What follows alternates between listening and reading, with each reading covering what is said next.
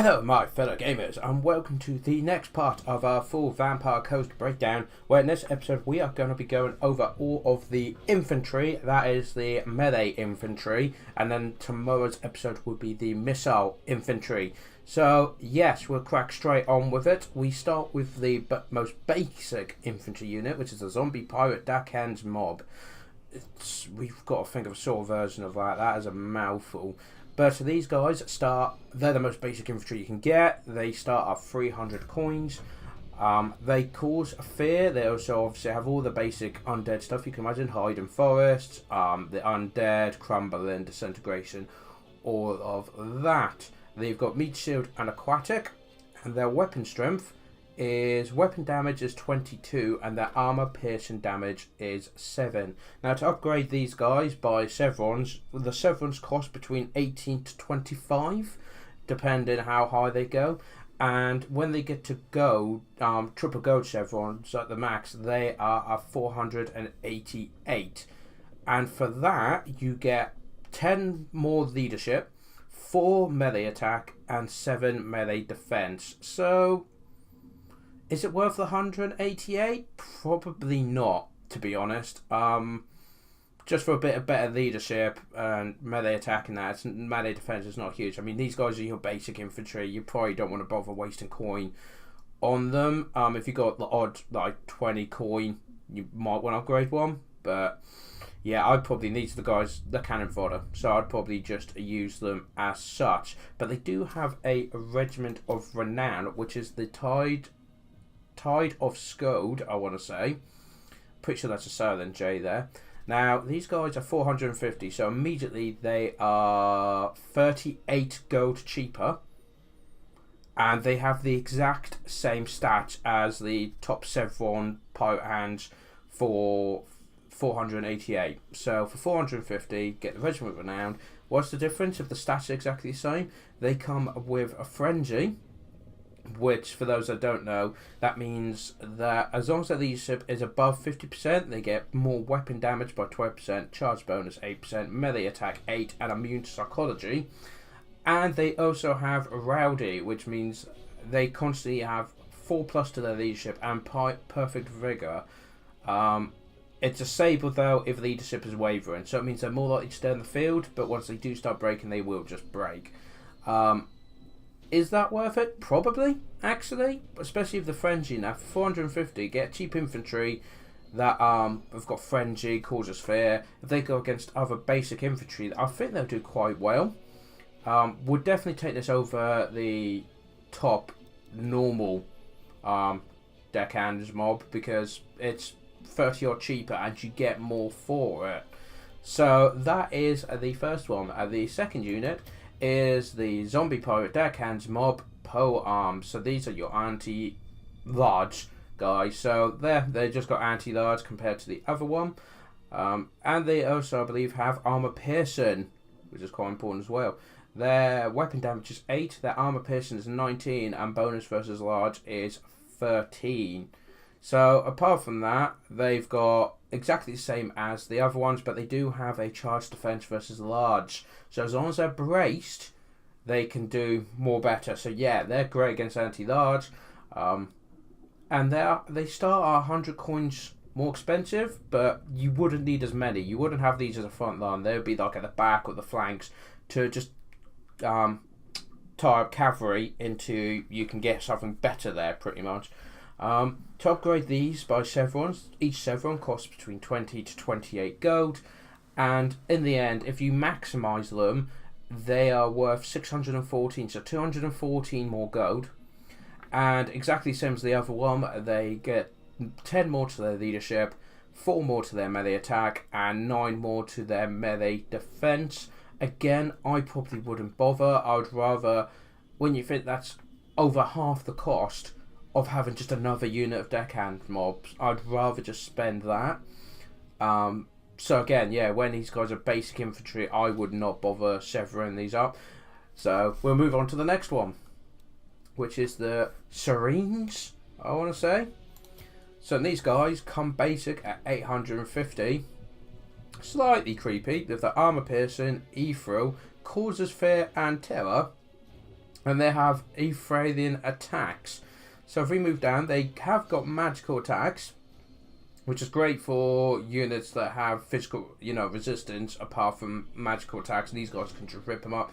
They also have charmed. So anything they attack, for 10 seconds, their melee attack drops by 9. Which is quite a lot when you think that lasts for 10 seconds.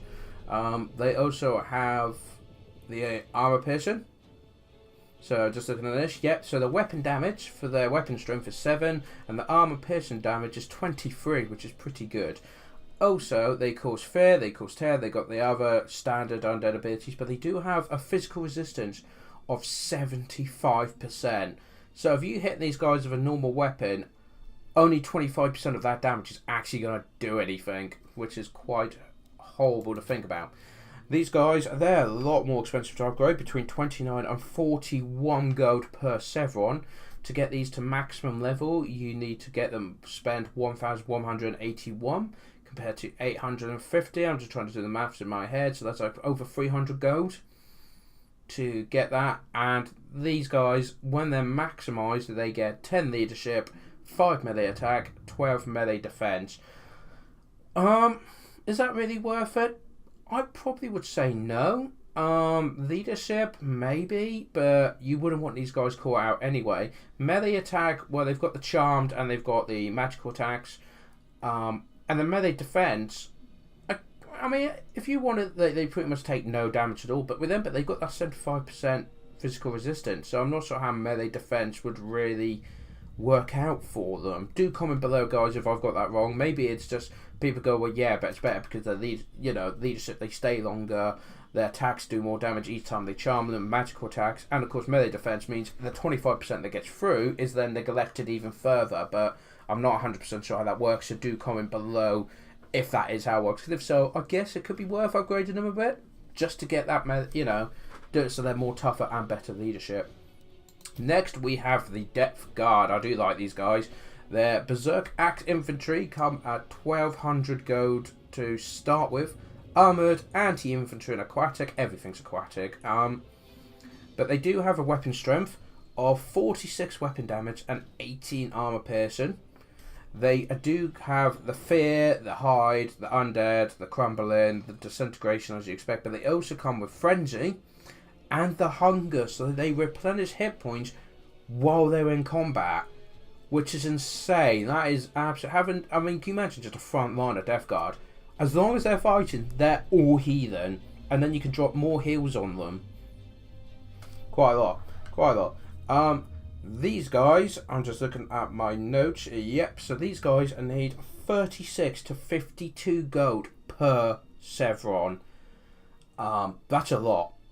To get it to the maximum level, it goes from 1,200 to 1,622, so over 400 gold invested to get into the top tier. And what do you get for that extra 400 gold? 10 more leadership, 8 more melee attack, and 11 melee defense. Now the thing is, if these more elite guys, you might want to put a couple of Sevrons in, maybe, to keep them in longer and better defense. But when it costs over 400, that is a, it's nearly the basic infantry's regiment of renown, or get a full unit of the deck mobs with some Sevrons on them. Instead of just upgrading this one unit, you could have an entire other unit. But of course, if you've got a full stack army, then yeah, by all means, it'd probably be worth putting some money into these guys just to keep them going longer and keeping their defense up. Finally, we have the Death Guard. They have pole arms, so very similar, armored, but they have anti-large, aquatic. Their armor piercing and that. Weapon damage is 12. Armor piercing damage is 28. Bonus versus large is 30. Yeah, so they cause fear. They have bonus versus charge and bonus versus charge. I apologize. Charge defense versus large, and they have frenzy and the hunger as well. Coming in at 1,300 gold, these guys cost a whopping 38 to 55 gold per Sevron. So the minimum you would pay is 58 gold, the max 55, and when they're fully upgraded, it goes to 1,748. And again, this gives you 10 leadership, 7 melee attack, and 14 melee defense. But that is a lot. Again, over 300. No, it's over 400, isn't it? Well, about, yeah, over 400 gold.